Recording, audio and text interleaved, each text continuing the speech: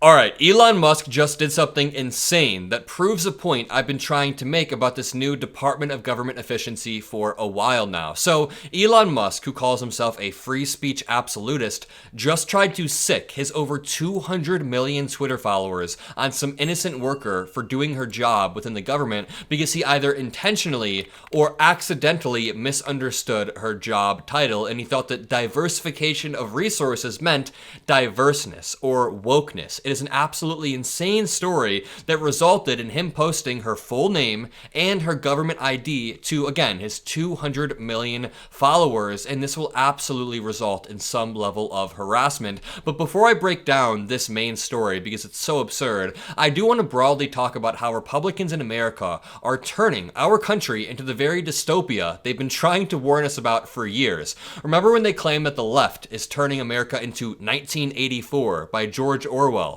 Well, it turns out MAGA Republicans have been the ones taking notes from Orwell all along, and I'll explain. Make sure you drop a like, make sure you subscribe, and let's start off with this tweet that reads, "A rapist for Attorney General, a spy for the Director of National Intelligence, a zealot for defense, an anti-vaxxer for the health role, and a criminal for the president." This is what Orwellian means. And different people have different interpretations of 1984. That's fine, but he's referring to this passage that reads, "The Ministry of Peace concerns itself with war. The Ministry of Truth concerns itself with lies. The Ministry of Love with torture. And the Ministry of Plenty with starvation. These contradictions are not accidental, nor do they result from ordinary hypocrisy. They are deliberate exercises in doublethink." So that passage explains how Donald Trump is specifically appointing people to departments that they deem have wronged them. For example, Tulsi Gabbard hates our national intelligence departments. In fact, many people think that she is a Russian asset to some degree,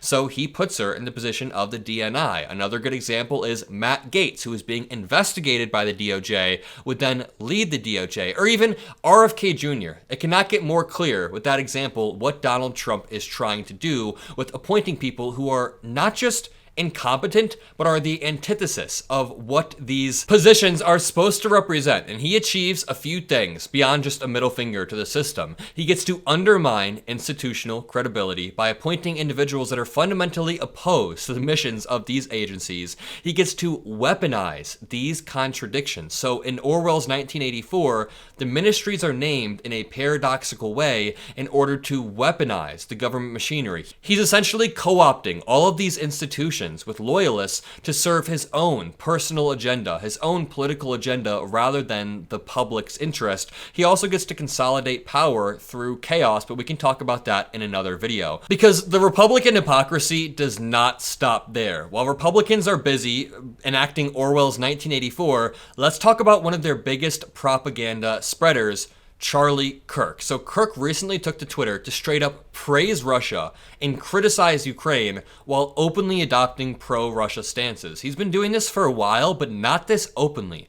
Charlie Kirk tweeted out, "Dear Russian people, very few Americans want war with you. Most of us are glad the Cold War ended and want a friendly relationship.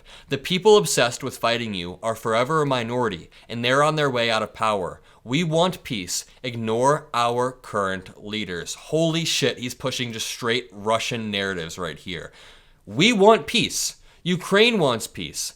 The country that unilaterally waged this war was Russia. Russia took over Ukraine because of Putin's weird imperial ambitions that he's had since the 90s, since the early 2000s. He's always written about this. He invaded Georgia in 2008. That was a violation of international law. He invaded Crimea in 2014. That was a violation of international law. He invaded Ukraine as a whole in 2022, and here's Charlie Kirk, playing defense for him. It reminds me of this meme that is making fun of Russia by pointing out how dysfunctional they are. So there's a Russian flag right here, and this reads, "When only 14% of your citizens go to church on a regular basis, when 73 out of 100 marriages end in divorce, you've got 500,000 abandoned children, and you're the European leader in children raised by single parents, but also the European leader of abortions per capita, and you still somehow manage to convince the leaders of the Western alt-right the dumbest people in our country, like Charlie Kirk, you've still somehow managed to convince the leaders of the alt-right that you're the true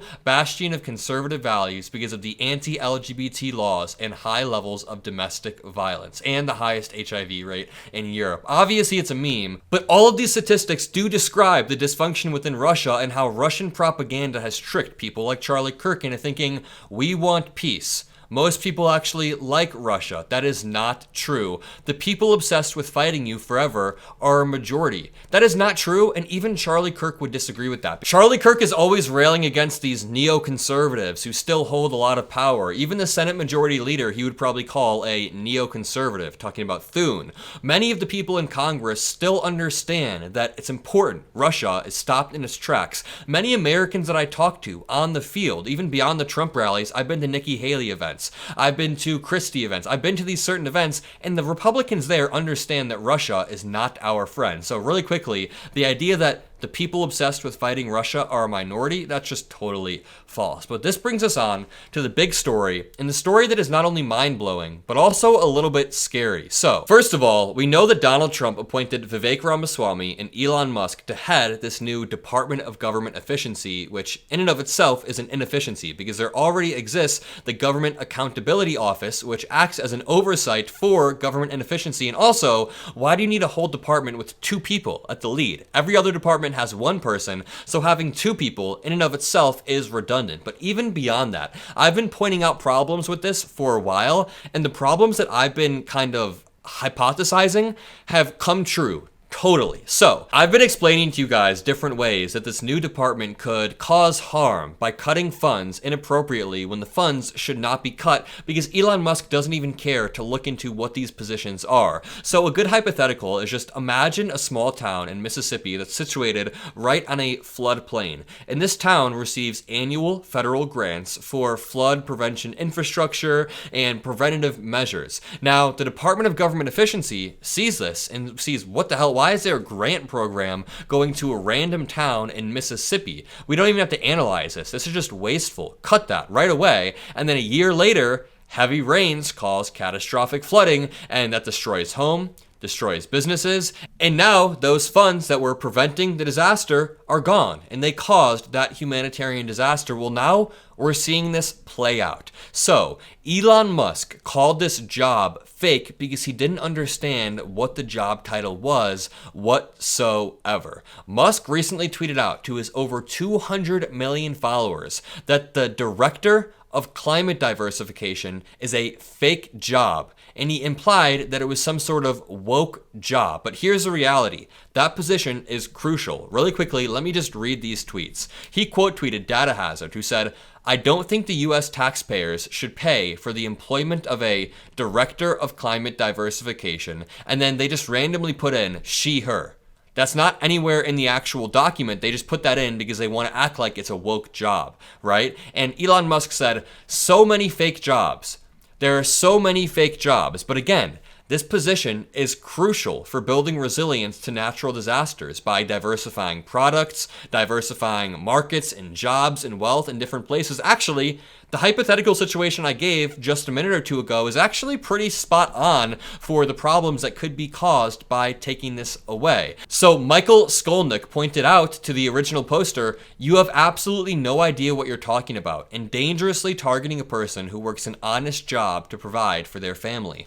Climate diversification is a strategy to reduce the risk of climate change on food security and the economy by diversifying crops, livestock, and economic sectors." You know, this comment I really liked. It reads, "Director of Climate Diversification is just trying to do her job, managing people working in multiple fields and offices to help ensure our agricultural and economic systems can handle climate-related catastrophes." And Elon Musk, Doge, their response is, "Wait, did you say diversification? You mean like pronouns and CRT? Diversification? Time to cut this program with absolutely no investigation whatsoever." And it's disgusting because if we actually read into what this does, the climate diversification job, this is a strategy to build resilience to climate change by diversifying products, markets, jobs, wealth. You increase food security. You reduce economic risk by diversifying away from vulnerable products. And let's go back to how they read this. Elon Musk saw the word diverse. He read the word diverse, and that shut his brain down. He subsequently sicked his 200 million Twitter followers on some random woman just trying to do her job, and also posted her government ID. And the worst part is, his original post has 11.2 million views, and the correction, the actual truth, has 36,000 views. So what do we do in a media ecosystem where it's this lopsided? We have to fight back. We have to build our own side. I'll leave you with that. If you enjoyed this video, drop a like, subscribe, have a great rest of your day, and I'll see you in the next one. Peace out.